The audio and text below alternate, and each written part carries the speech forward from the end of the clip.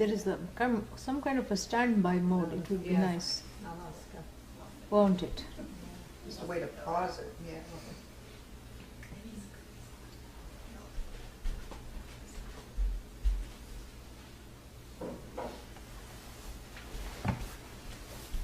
Om Sahana Bhavatu Sahanau Bhunaktu Saha Viryam Karavavahai Tejasvinnavadhitamastu ma vidvishavahai.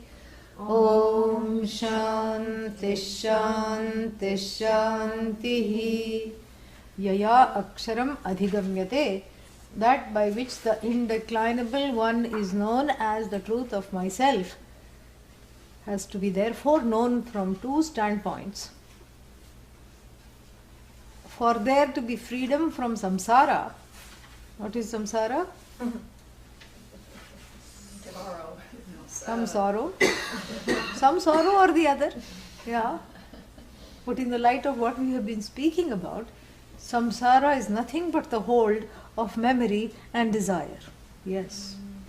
It's like you are chased by twin sharks, or one shark with two heads. Really, that's a better way of understanding. A two-headed shark. Yip, yip, nip, nip, it is doing, you know. And this is what is samsara. Memory bites and desire takes a bite, you know. This is what it is. Memory, biting memory like a pinching shoe all the time. A shoe that never gets worn in. You know, some shoes are uncomfortable in the beginning. Then you say shoe and then the discomfort goes. But here, this shoe is not like that at all. Imagine a shoe where all the time each footstep you take makes you cringe in pain. Not a good shoe, cannot move, correct? And so samsara is like that, memory is like that. Memory is like a constantly pinching shoe, and sometimes you get used to it because you don't know it is pinching, but it is pinching. You don't know it's pinching because memory is, you know, has a way of, what is that? The veil of forgetting comes on it. So it remains a latent possibility, and then it's pinching all the time, meaning it's affecting my view of the world, it's affecting my interactions. This is one head of the twin-headed shark, memory. And why do I say it's only one shark? Because the secret is this, is that out of that same memory, desires to run towards or run away from are crafted. Yeah. That's all. That's why it's the twin-headed shark. It looks two, because you see it yip, yip, yip, but then actually it's got one body. So it's that same pain body of memory out of which the desires are crafted. And the desires are very basic. Don't think that the desires are big. Desires are very basic. All desires, if you percolate them, you get only one thing. What is it that you get? I want to be comfortable, and I want to go towards things that make me comfortable. And then what else? I want to move away from things that make me uncomfortable. That's all. Basic desires. Whether you want to be a CEO of a corporation, or whether you want to be something big, or you just want to be a small fry and lead a life of a small fry, from the big fry to the small fry. I just don't want to be fried in all kinds of discomfort, producing situations. That's what it is. Everybody seeks to naturally migrate towards comfort and migrate away from discomfort. Even the animal seeks that. That's why the cat is always in your chair. That's what you think is your chair. But the cat says, what? What are you doing? Why are you looking at me like this? I'm just sitting in my chair. That's all it is. Everything. And if you observe these animals, cats or dogs in the winter, they will follow the sun spots. They will go all those places. Wherever there is sun, they will seek out that comfort. And then, if there is a these floor heaters, they will hog that and sit on that in the winter because hot air is coming from there. This is human tendency. It's also every jiva's tendency to have this. What is that? To go away from discomfort and to go towards comfort. All the basis of all those desires is not difficult to decode. That's all it is. But the problem comes because my view of comfort and discomfort is thoroughly influenced by memory. My desires towards comfort and discomfort, nothing wrong, but they are subjectively affected. That's why what each person considers comfortable is very different. You know, if you talk to the princess, 9 soft posturepedic mattresses and underneath one pea, you know, underneath the 9th mattress, she couldn't sleep all night, very uncomfortable. And the yogi also couldn't sleep. Why? Because he was traveling and he was missing his bed of nails on which he normally sleeps. Hilton did not have it. And so you see, this is all very subjective. And coming from the objective desire to the desire to move away from discomfort is objective, it's a fact, because everybody shares it, it's universal. But it is colored by my own subjectivity, by redefining, because I have defined for myself what is comfortable, what is uncomfortable, and then I run away from things that make me uncomfortable. And here is where one is perhaps sawing off the very limb that one is sitting on, you know. Oh, there is a falling feeling. Why? Because the limb is dangling. I am out on a limb. That is the first problem. Second problem is I am now sawing it, that very limb off. This is what is called SS. Sinking ship? No. Self-sabotage. This is what it is.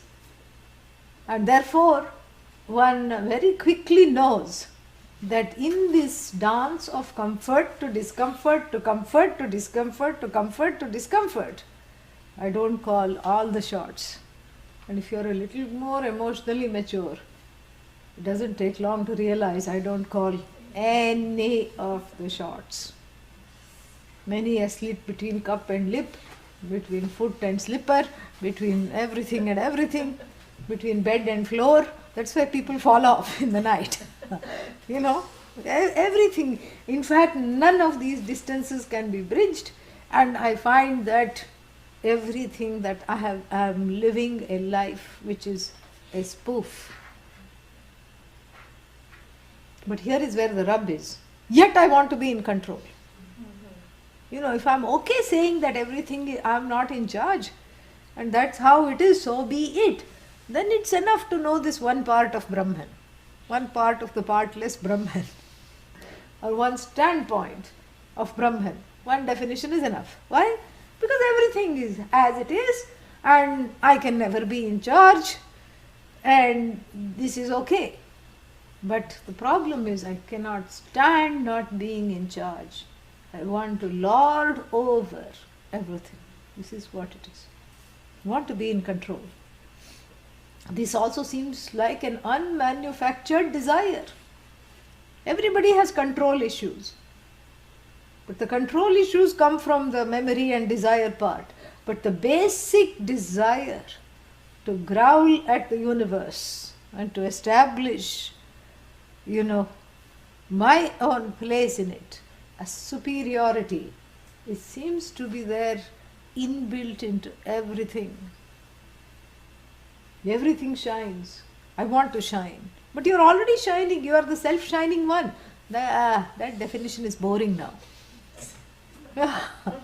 Self-shining, who is seeing I'm shining? No, I have to show off. Self-shining, big deal, sit in a cupboard and shine. What's the point? I want an airing. I want to show off to the world. Everybody, the inner Hitler comes out. Yes, I want to be in charge. A few people, when I say sit down, they should sit down. And I want to count out the salaries and say, here, there.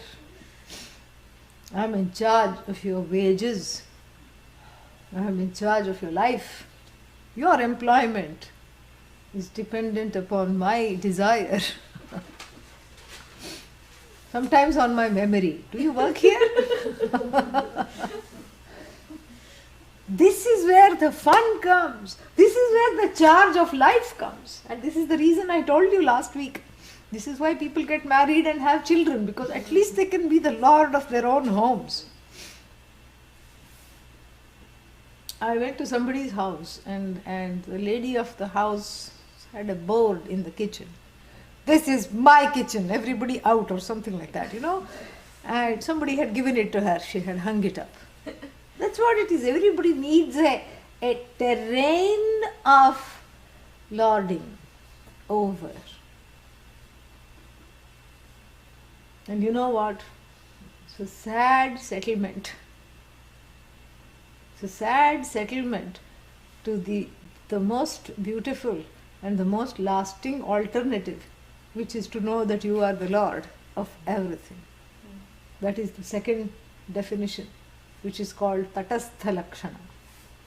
That the relationship that I share with the universe is really that of being the creator of everything, being the sustainer of everything, and being that entity unto which everything resolves.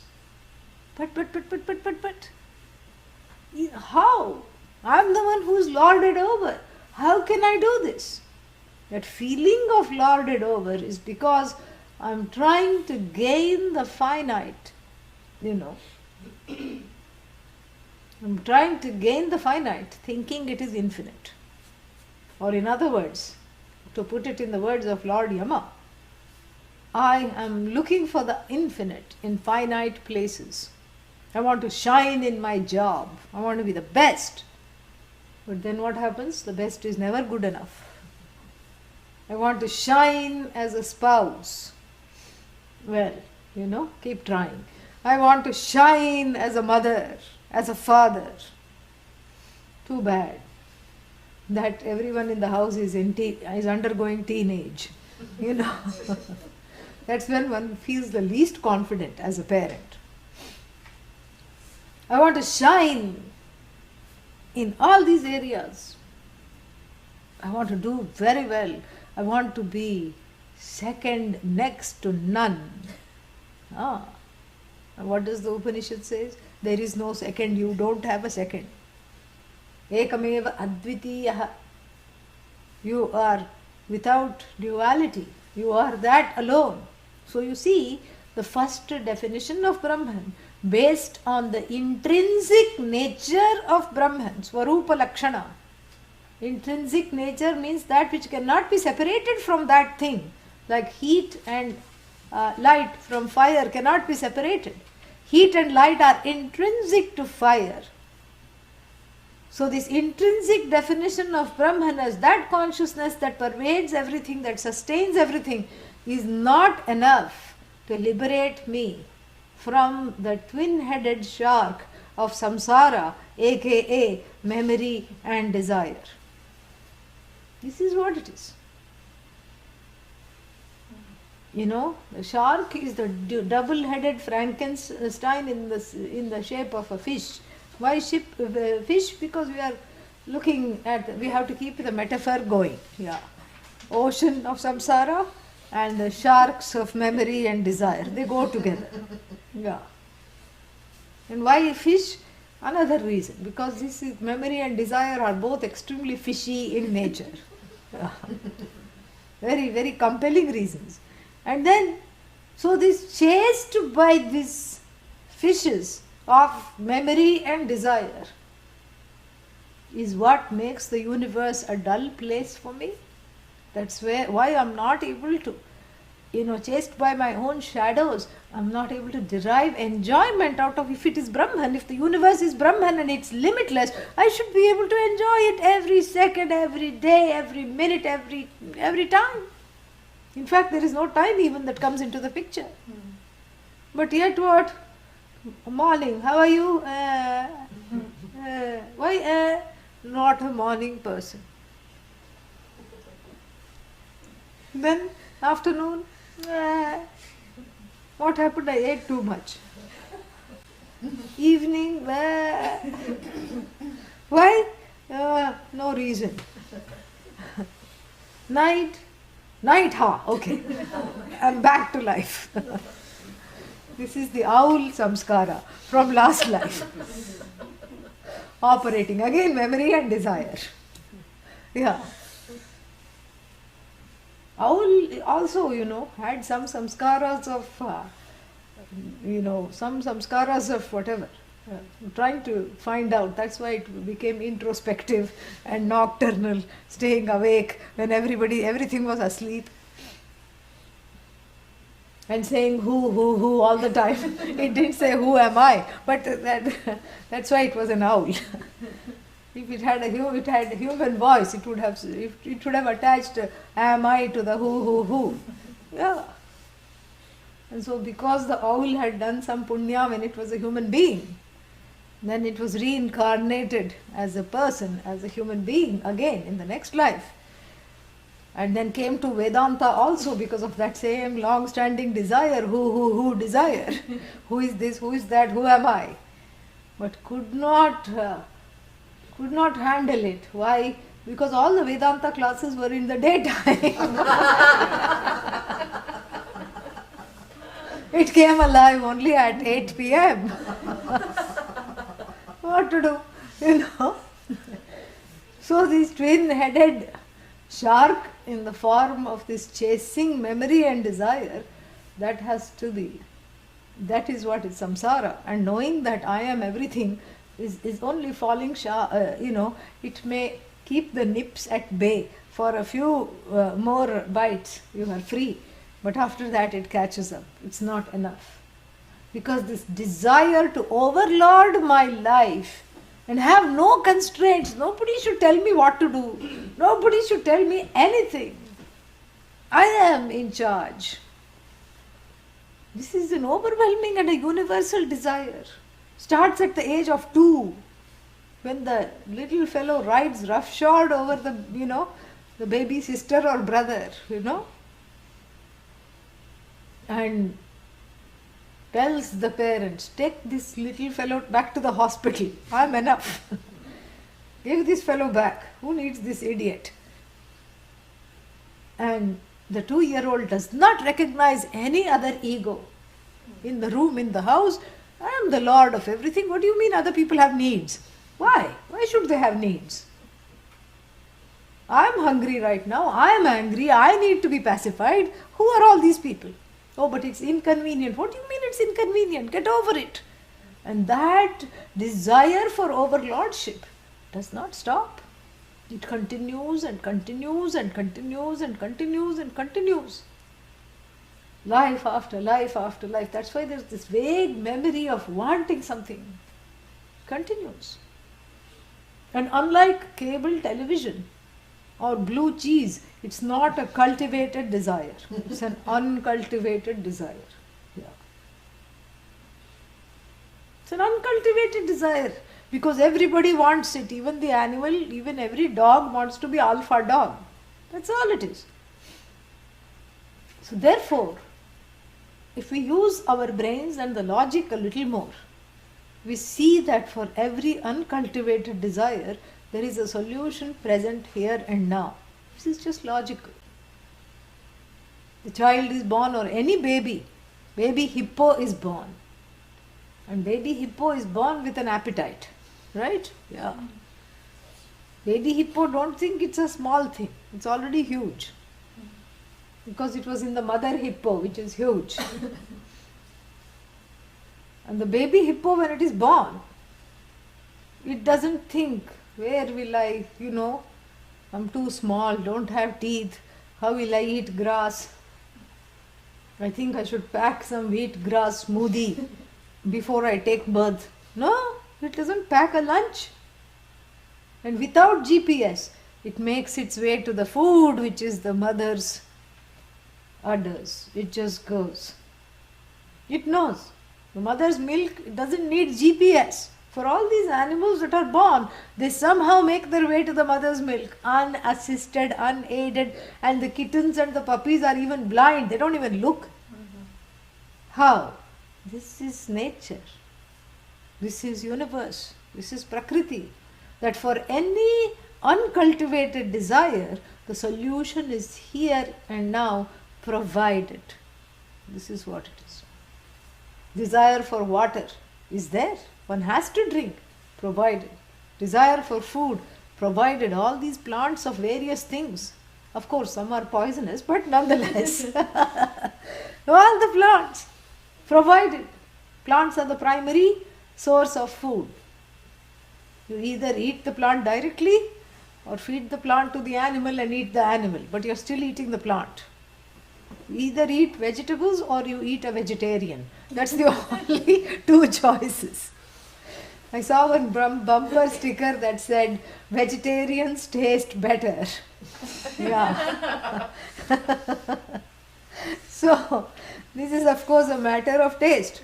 But really speaking, you are dependent on the world of plants.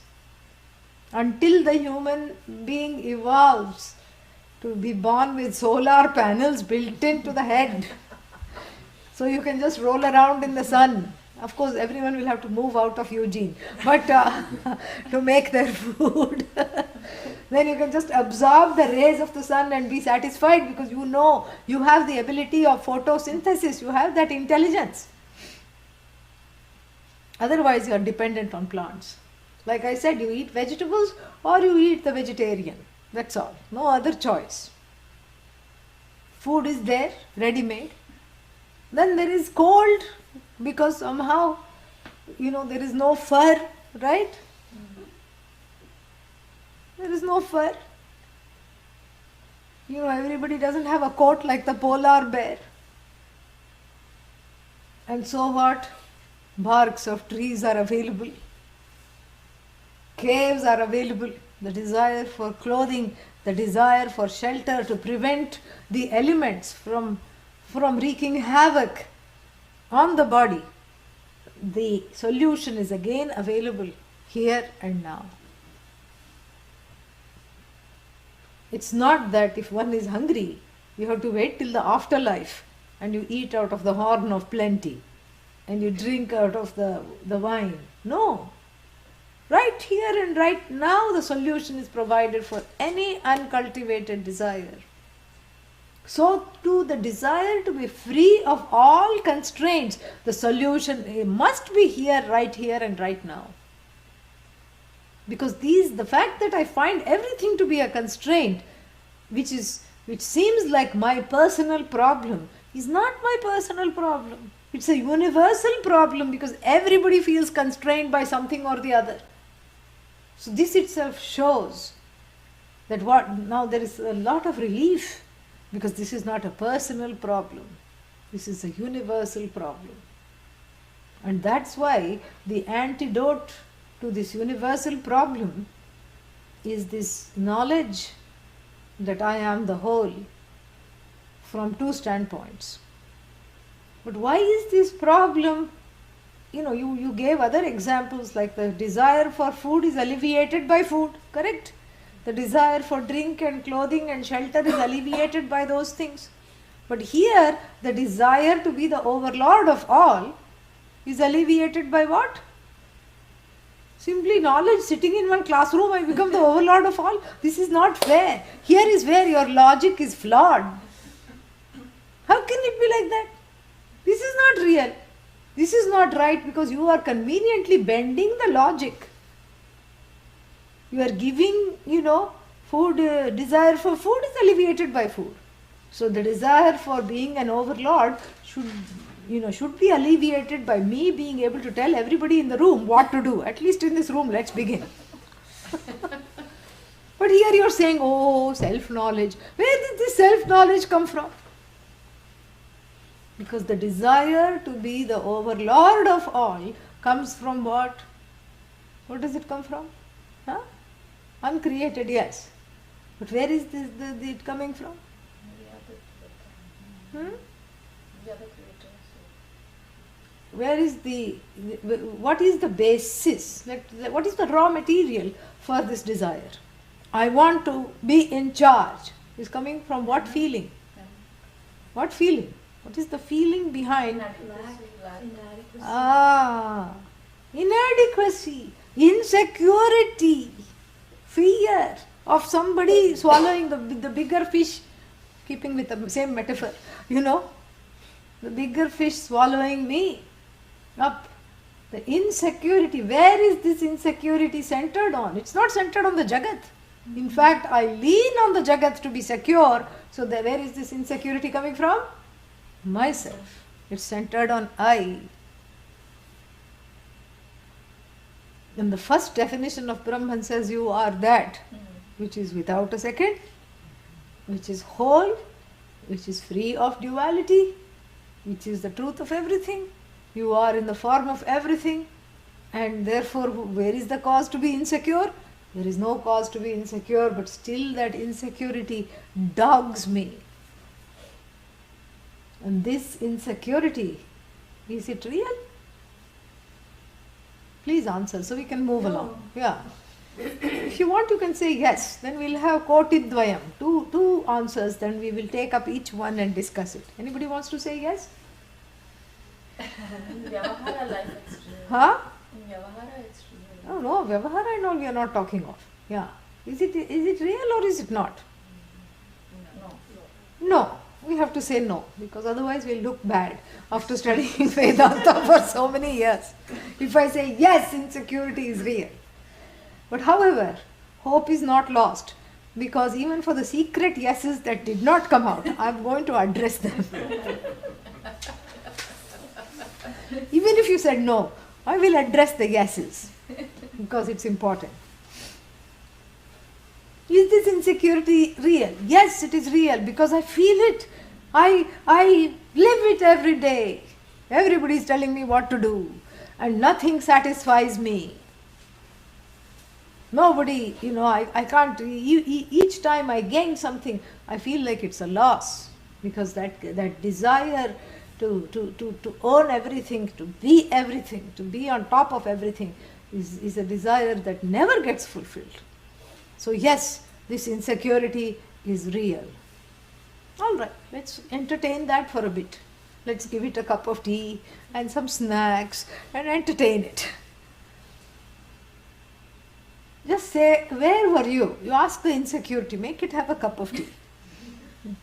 Make 2 cups. Even though people think you are having a problem in the mind, doesn't matter. Make 2 cups. Invite the insecurity for a cup of tea. Make it sit down. You have to make it real. So you have to really, because this is what we are dealing with. So make 2 cups of tea. Put 2 little plates of snacks, samosas. And then say, are you real? What will it answer? Yes, I'm real. I'm here. Look, I'm having a hard day. Do you ever have a good day? No, but that's besides the point. I'm having a hard day right now. All right. Ask it just one question. Where were you last night when I was sleeping? Just ask it that. And then it will look to the left, it will look to the right, and slowly slip away, shimmy away. It will disappear, because it has nothing to say for itself. It's falsified right then and there. And more snacks for you, more tea for you. That's all. The party is over. Party is over. Where were you when I was sleeping? How come you did not exercise this real? Real means you shouldn't be non-negatable. You should be there all the time casting a pall over my existence. But you're not. You have no power when I sleep.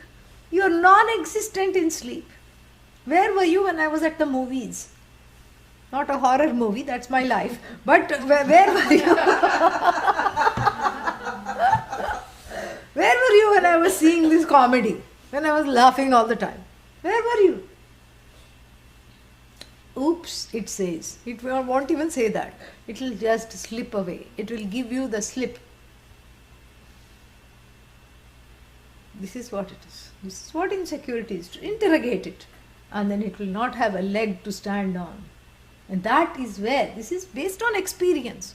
Who says Vedanta is not about experience? It's all about experience right from the beginning. Your own experience of sleep, which is both personal and universal.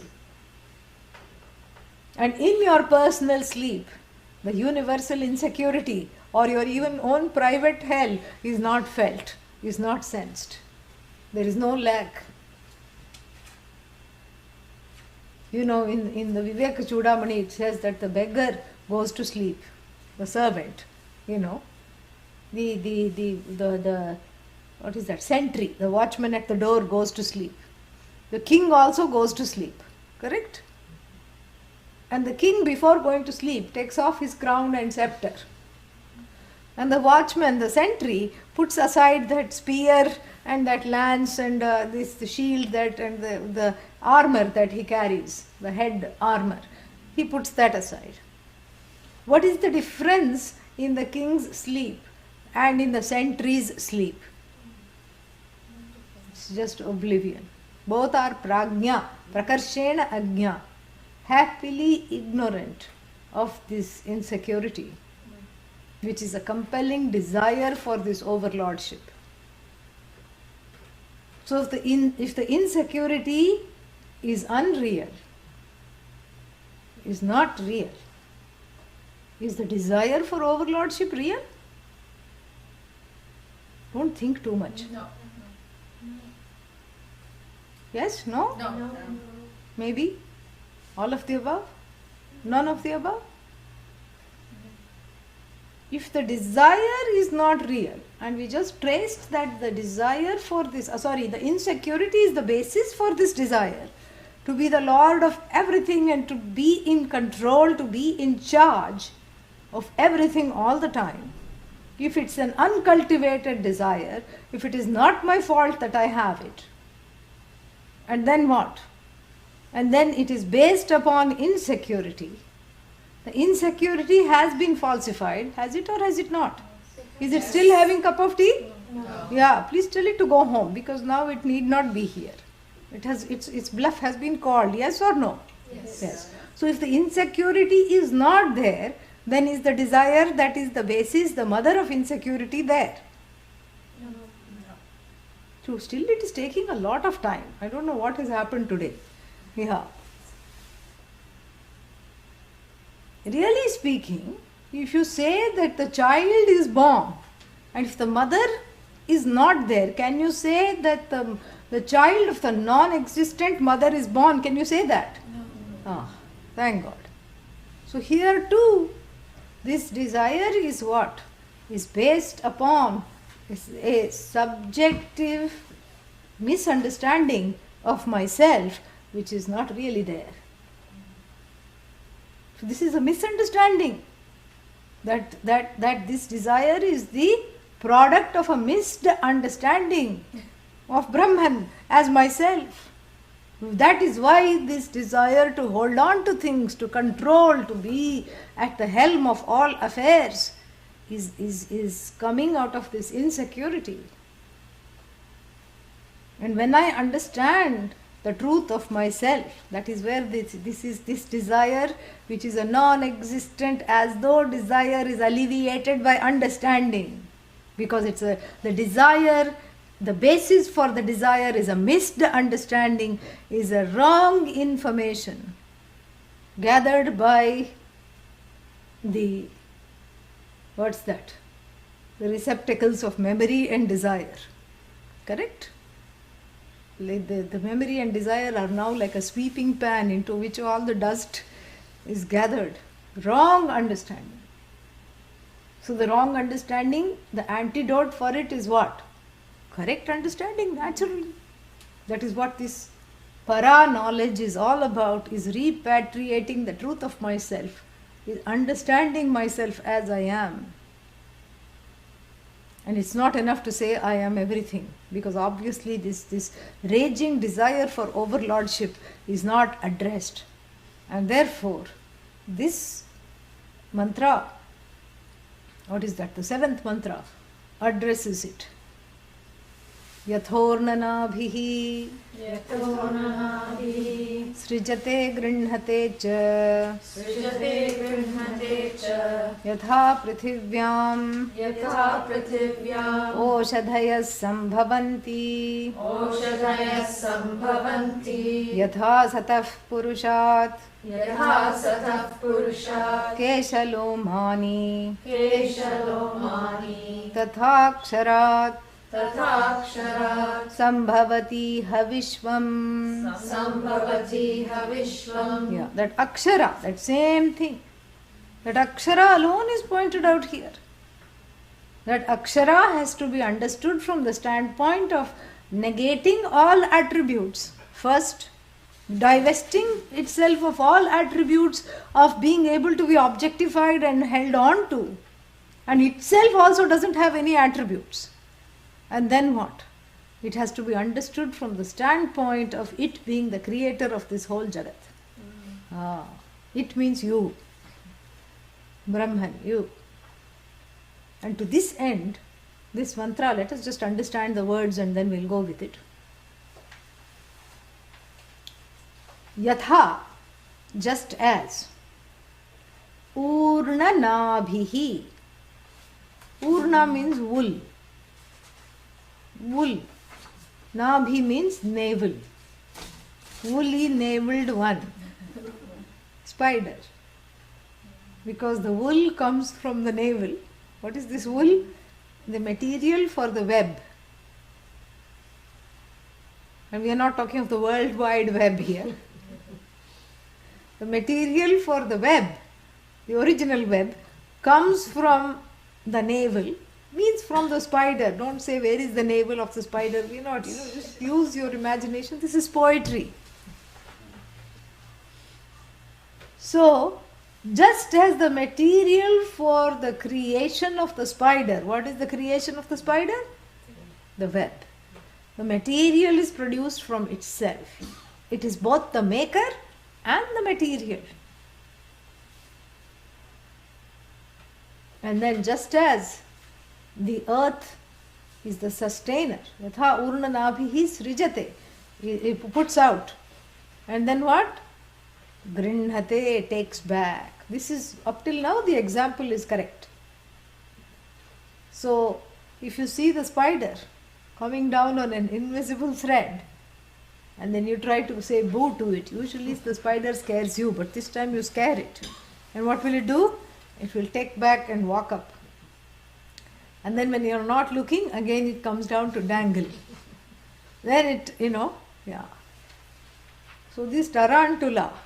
And what does it do? It creates and then it takes back. It creates and then it takes back. And this is what is given as an example for Brahman. This is the other definition. And that's how this starts with. The creates and then what? Demanifests. Manifests, demanifests. What? The Jagat. So the desires, the memory, time, space, etc. is in the Nabhi, in the Garbha of Hiranyagarbha, in the womb of this consciousness, which has the potential, as it were, to create. And this creative potential, quote unquote, what does it do? It just enables this consciousness, so to speak, again within heavy quotes, to become the mother of the universe, the father of the universe. And then what happens? When the time is up, it has the power to take it all back. So the creation has an iffy quality. And as long as I am able to see its iffiness, my life is not iffy anymore. If I want to make my life spiffy, I see everything as just iffy, iffy, iffy, iffy, iffy. Everything is iffy. Because everything is based on ifs and buts. Orange, iffy. Why is this iffy? Yeah. Because if you leave it for too long, it will be offy. Yeah, From iffy to offy doesn't take very long.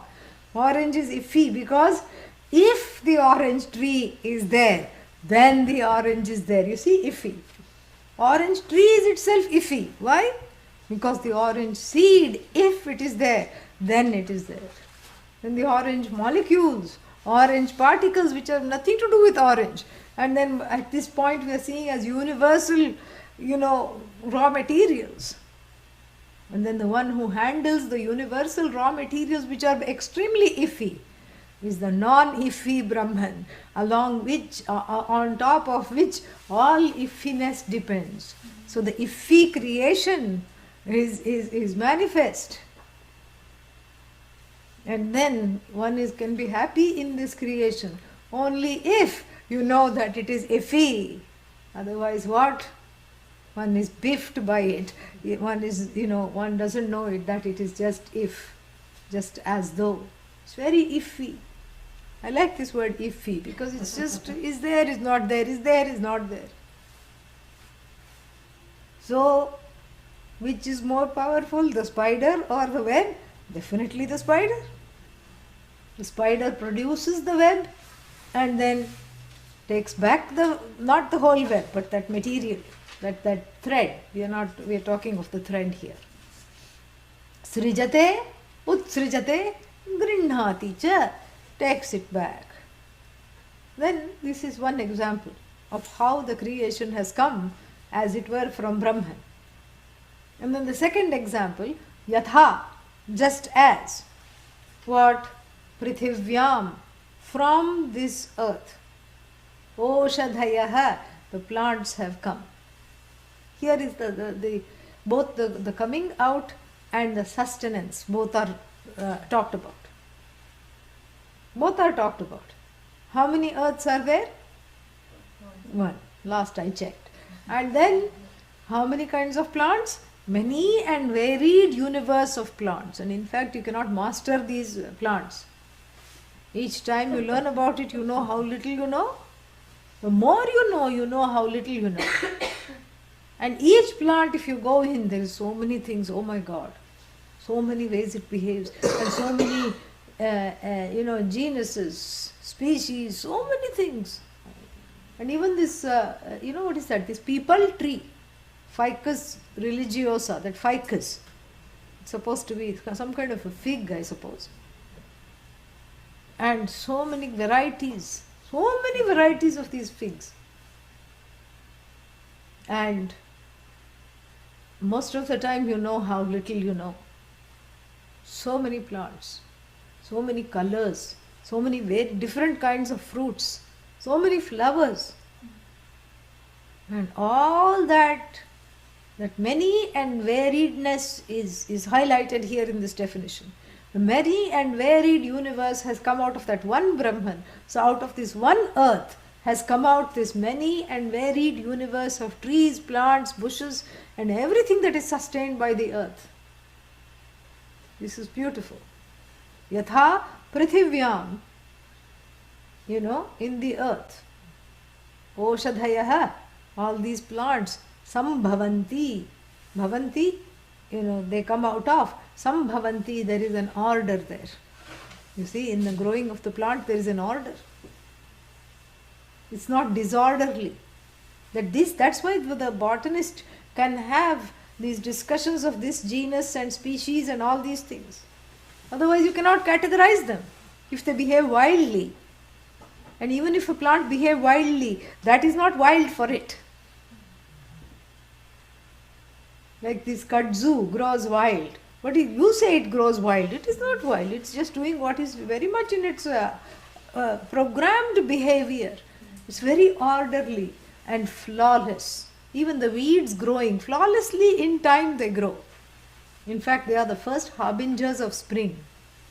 They spring first. Even before the flowers sometimes. It's very orderly. You say the weed is disorderly.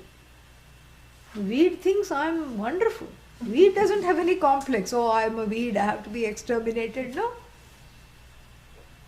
The weed, in fact, if the weed had a human mind, it would talk to the other weed and say, why are we separated by these grasses? Why these grasses are doing? We should have our own party and dismiss these grasses. That's what it is. So everything is so orderly. There is an order, and that order of that many and varied, multiverses here, not even universe, being sustained by Brahman. That one Brahman alone, just like the one earth is the mother of all the plant life, similarly Brahman is the mother of everything that is so different. And then the final example is very interesting in this verse. Yatha. Yatha means just as. Sataf Purusha. Sataha means an alive person. Keshascha Lomani cha Keshaha cha Lomani cha Kesha Lomani. Kesha means what? Hair. And Lomani means body hair. So the hair comes, hair on the head, hair on the body. And is this hair sentient or insentient? Ow! Must be sentient. Because when I pulled, I said ow. So that means what? It is sentient. But then when I go to get a haircut, I don't need general anesthesia. I don't need hair surgery, correct? Yeah. Why? Because it is insentient. As long as it's connected to me, it is sentient by extension. Yeah, no pun intended.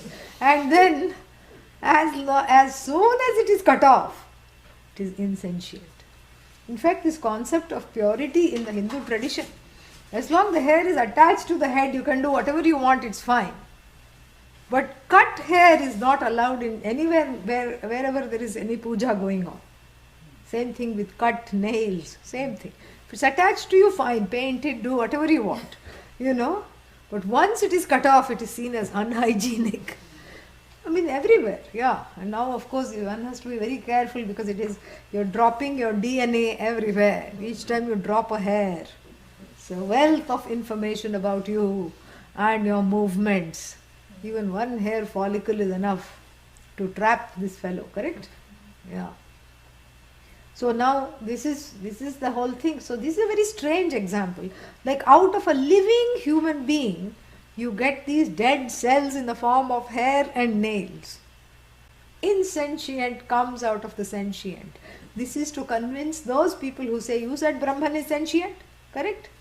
And that which is sentient should give birth only to sentient things, because the DNA of sentiency has to be in the product. So how did the insentient things come out of sentient Brahman? Well, just like your own hair and your own nails came out of you. Very simple answer. Your own hair came out of you. Your own nails have come out of you. So really speaking, are you sentient or not? Yes, I'm sentient. Because I pricked a pin and found out that I'm alive, I'm sentient. Okay, now that is established that you are alive and you are here. And if you are sentient, then what? What then? And how come you have this insentient nails and insentient hair? If you can sport insentiency with insentiency, why not Brahman? This is what is called Shrutihi Anukula Yuktihi, which means what? A logic that is in keeping with what is revealed by the teaching. So the next mantra that we are going to study is a revelation. Yes, it's a revelation because there is no other way to understand this. Somebody has to come and tell something. That's all it is. Because the insecurity is based on some non-existent thing. The desire to overlord is based on a non-existent thing, which is the inadequacy, self-judgment, self-criticism, self-based insecurity. And so this is taking out the root cause. If you remember the introduction, the root cause, avasadayati Upanishad, it removes, it uproots that insecurity. By how? Teaching about yourself, repatriating this I with the Lord of the universe. This is what it is. And this is that revelation. And and this is in the form of knowledge because the error is been made through wrong knowledge. So the antidote of this misinformation, and if samsara is caused by misinformation about the I and misidentification with things that are not I, therefore the antidote to samsara is what? Is the knowledge of the I as I. How do you know that the Upanishad reveals myself as I am? How do you know? How can you be so sure? What if it is also another misinformation? Okay. Let it be so. It's another misinformation. But that argument falls apart because it is exactly what I want. It's in keeping with the universal desire to be whole, to be free, to be complete, to be total, to be one with everything. That's a universal, uncreated desire. Because I don't know that, I battle for supremacy in every situation. Because I don't know that. I want to become great because I don't know that I'm already great. So too all my actions, all my desires are based on this not knowing. That's really what it is. It's in keeping with what I want to be. That is the reason to study this. No other reason. It's keeping with what I really want. All the other wants are just spin-offs of this want. They are wrong spin-offs because they are distorted by what? My own subjectivity in the form of the twin-headed shark of memory and desire. That's what it is. So therefore I need a revelation, I need something to be able to come. That is why the knowledge which is ancient and the lineage that has upheld the various lineages which have come out of this knowledge and which really are still here because you are here. This unending way of learning this tried and tested method, if it has worked for your ancestors for 10,000 years, why should you think it will not work for you? Yeah. How can you dare even think that?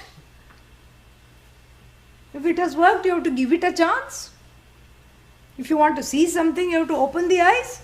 You cannot say, I want to see the orange, but I'm afraid to open the eyes. What if I'm disappointed? You're already disappointed, okay? Yeah. You're already disappointed.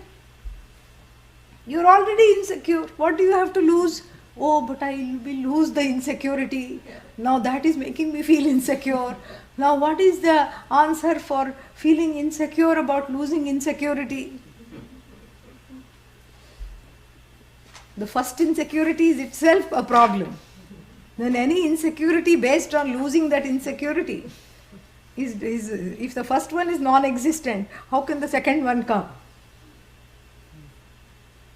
So the Upanishad says, open the eyes, just like somebody who's showing you the orange says, please open the eyes and look at this. No, what if I'm disappointed? What if I won't be able to see it? You will be able to see it. Open the eyes. No, but I don't want to be disappointed. What if I can't see? Try. No. I'd rather just, not see at all. Because I can't handle the disappointment. One more disappointment I can't handle. This is how one goes away from this knowledge because of this fear. This is how one, really you can't go away because it's you. As though go away. You pretend to go away because of this fear. Because of this over-abiding fear that what if I'm not able to see this? You didn't drop from the sky. You are part of this lineage and you are part of the same method, tried and tested method, successful method, because this is the method that has produced a lot of brilliant teachers in the tradition. And there is no reason that you cannot become a teacher of this tradition if that's what you want. There is no reason you cannot see even if you don't want to become a teacher or a preacher. You can you can see for yourself. That's all. That's enough. If you see this for yourself, if samsara drops for you, that's enough. There's no reason why you will not be able to assimilate this knowledge. No, but my insecurity is not garden variety insecurity. My insecurity is it's a little bit too much. I don't have memory. See, you asked me what did I teach last week, I didn't remember. Thankfully, this knowledge of I is not based on memory, I told you. It's a knowledge that happens in the buddhi. But not because of the buddhi, not by the buddhi. But what if I don't have any buddhi? Without buddhi, you cannot say I don't have buddhi. Alright? Yeah. Play some Sudoku, cultivate the buddhi, that's all. Play some mind games. There are buddhi games all over the internet. Because now the latest common fear, collective fear is Alzheimer's. Everybody is afraid. Oh my God, what if I don't remember? That's not the problem, but the fear is this, that the fear is there. What if I don't remember? I'll be a burden of on others, and I won't be able to, again, what is it? Control my life. That's what it is. So now everybody is, downing, making the berries in the world extinct. Yeah, because of antioxidants. You keep, downing berries all the time. Yeah. Then everybody will become purple. Because so all these dark colored fruits you're supposed to eat, strawberry, raspberry, blueberry, this berry, that berry. Life which was simple is becoming complicated. So you're keeping downing the berries. And this is what, the thing is. But thankfully this knowledge is not dependent on berries. Berries have come out of this Brahman, which is free of the berries and the person needing the berries. Yeah, this is what it is. So you cannot give me the excuse, my memory is affected, so I'm not coming to the class. Sorry, that excuse is gone. No, but I'm not able to recall what you taught last week. Doesn't matter. Brahman is not subject to recall. Subject to being recalled, pun intended. Oh, flawed, Brahman is flawed, it has to be recalled. No. It's not subject to memory. It is that upon which memory rides. Because when you say, I'm not remembering properly, there is that which is flawless, which is remembering that you're not remembering. That original remembering is what we are all about. The whole thing is on that self-revealing original remembering. So this lording, this desire to lord over based on one's insecurity is only quelled when I know, not when I know the essential nature of Brahman, but the nature of Brahman as the creator of the universe, not when I know, but when I know that I am that. I'm non-separate from the Brahman that is sitting quietly as Satyam Jnanam Anantam, that Brahman, the quiet Brahman, and I am also that Brahman. When that Brahman dawns on this robe, the garb of the Creator, all power, all knowledge. Oh, your time is up, zap, finished. Like an insect, Brahman is able to recall everything back unto itself. Oh, I think it's time for the dinosaurs to go. Zap, zap, zap. Finished, recalled. I think it's time for a new species to come. Yes, and we will call it Middle East Respiratory Syndrome Virus, MERS for short. Why you want to call it Middle East? Because the Americans have this feeling that every disease comes from somewhere else. Yeah, it's always the Singaporean flu, bird flu, pig flu, cow disease. Very mad cow, very angry because you're eating too much of it. And then this Asian flu and swine flu, all these things. Everything comes from somewhere else. Never have we heard of the American virus, good old USA virus. No virus is a citizen of the United States.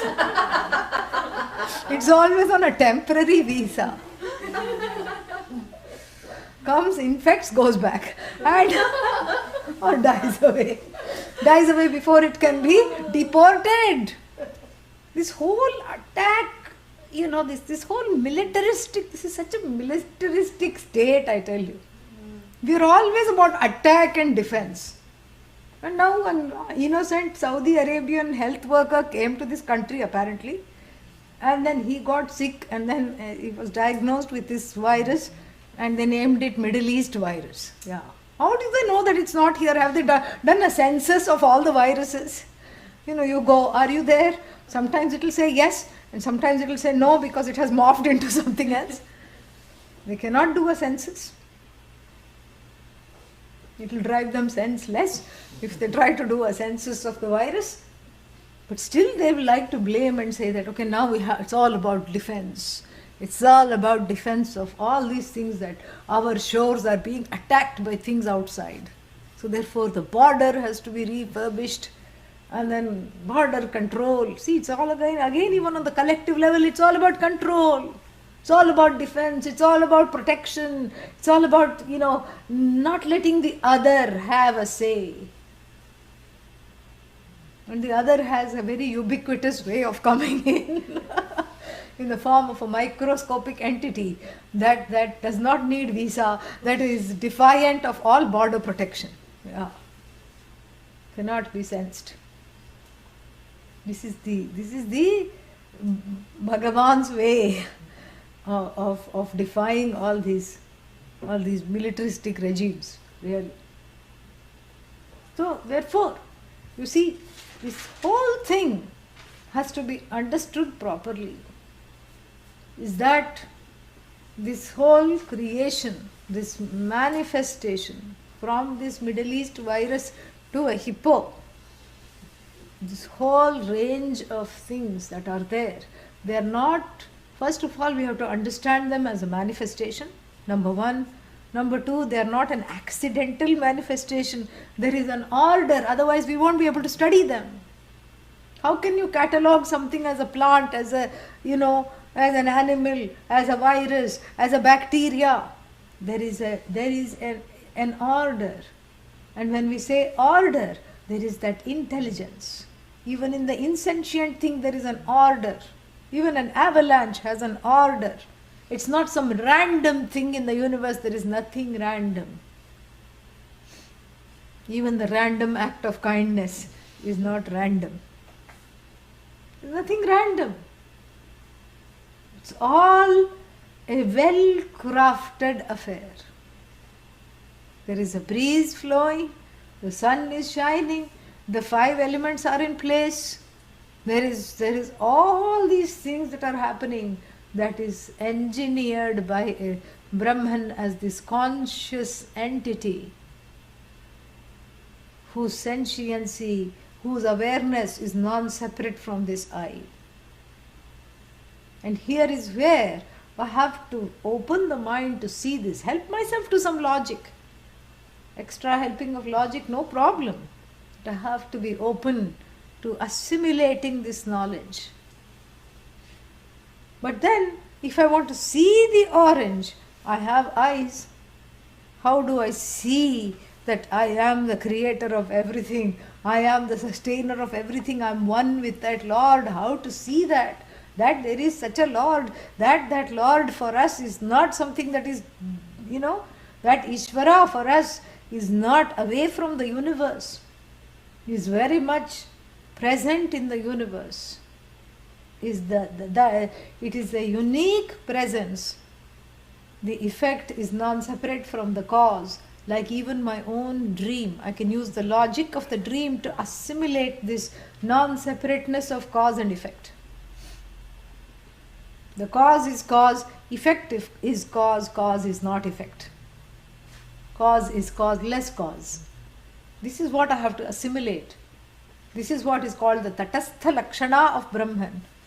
The manifestation of Brahman in the form of both the ruler of this universe and all the laws therein, and in the form of the matter in the universe. The material is the same, And the intelligence is also coming from the same entity.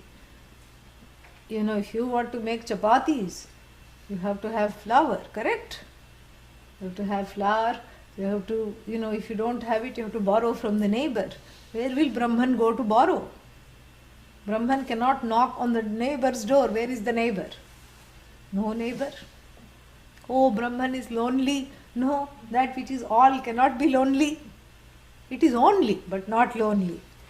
And so, okay, if it is only, then how is it, where is the material to make the Jagat roti? To make roti, how do you make this big chapati which is called the universe? The matter is also that. That's why the spider example here. Where is the raw material? Where is its creation? It's a creation, is its own secretion.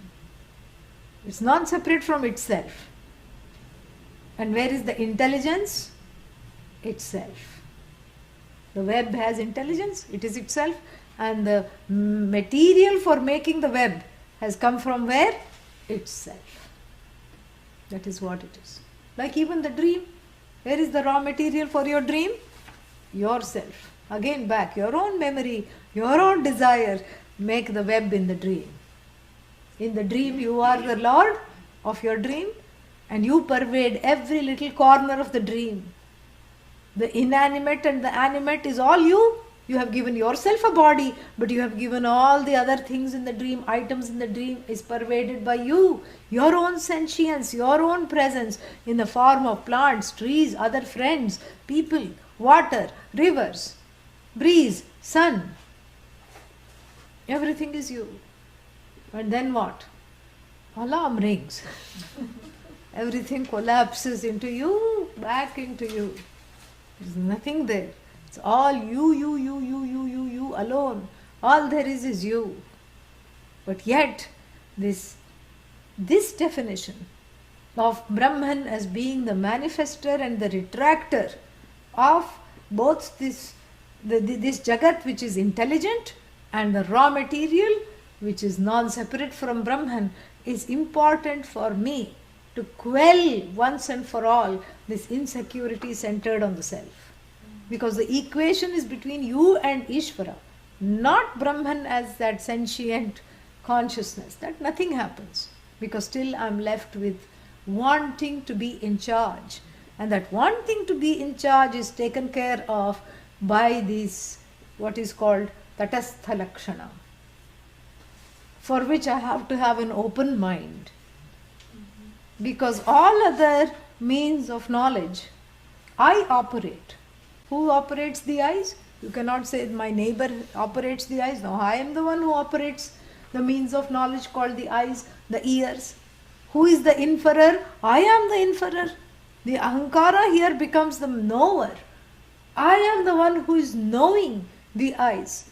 And based on the eyes, I infer. Roads are wet. That was something, the information given by the eyes. But then the ahankara in the form of the knower, the I notion, infers an important event. What was that? It rained. It must have rained. I didn't see the rain. But I made that inference. All the various forms of knowledge, the means of knowledge called pramana, is operated by this jiva, this individual. Except this one means of knowledge, of seeing the truth of myself. It is operated by the Upanishad. Problem. No. Yes. No. Yes. That's why.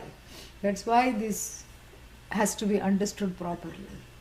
It's a problem for the mind that is used to categorizing everything and in being in control. It wants to be in control and it wants to be the agent of this knowledge, which it is not. In fact, the infrastructure of the mind and the owner of the mind, the I-ness, is coming in the way of seeing this clearly. In fact, the infrastructure of insecurity cannot be the answer to the insecurity. That infrastructure along with the knower at the helm has to be dismantled totally for this to work. Otherwise, there is no hope. There's a very nice essay written by one writer called Audre Lorde. She wrote. She is no more, but she wrote.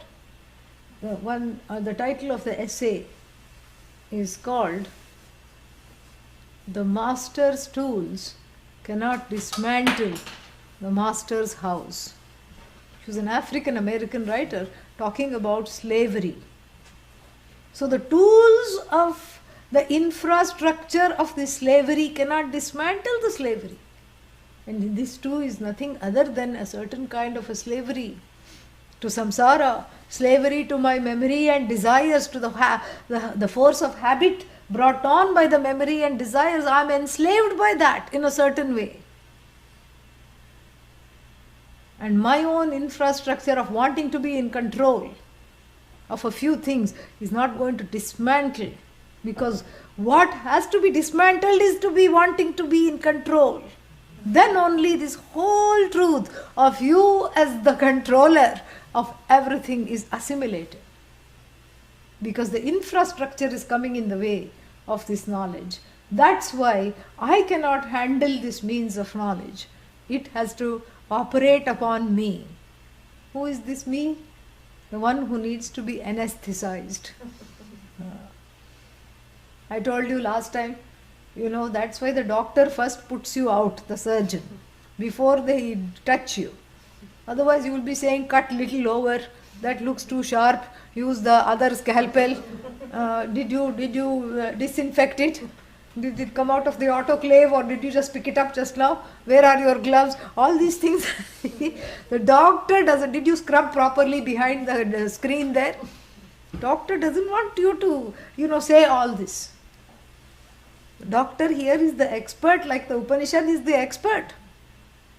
And the doctor with the knowledge excises the tumor that is coming in your way. Correct?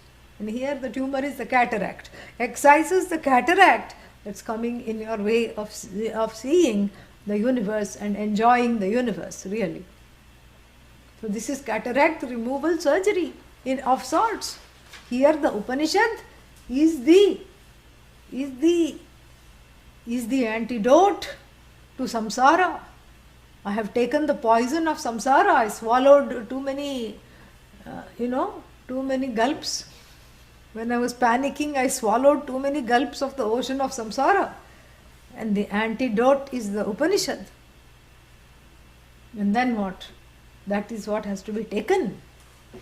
And the antidote I cannot manufacture, because I have been busy crafting a whole shaky, but for my, it's like secure within insecurity. A shaky world crafted by it's like a house of cards. Cards of memory, cards of desire. And then sometimes I turn them around and look at my future in them and try to convert them into tarot cards. That's all it is. This house of cards.